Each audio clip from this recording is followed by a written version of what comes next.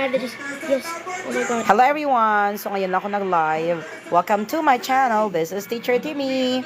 And welcome to Teacher Timmy Talks. Pero ngayon, wala tayong major na pag-uusapan. Wow! Hi everyone! Mas marami pala mga viewers sa TikTok ha. Kamusta pa ang lahat? Just saying hi, kamusta? How are you? How is everybody? Nag-live ako sa YouTube ko kanina. And naka-mute for some reason.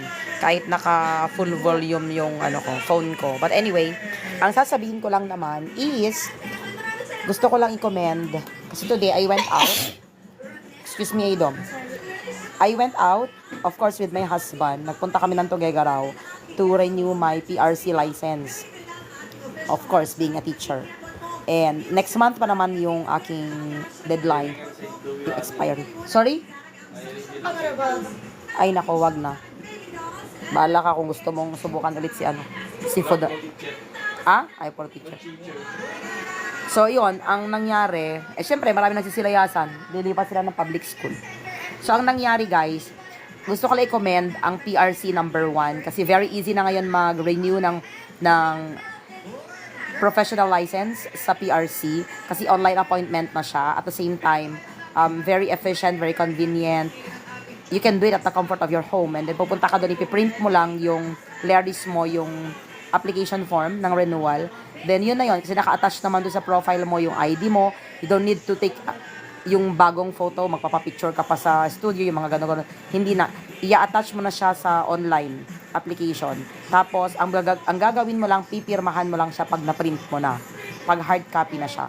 And then, hindi mo na kailangan ng stamp. Tapos yung payment niya for renewal na 450 pesos, babayaran mo na rin siya online. It's up to you kung yung card mo, yung ATM card mo, or yung GCash mo, Maya, whatever means of payment. Basta magbayad ka na doon, then may resibo. Hindi mo na rin kailangan ipakita sa kanila.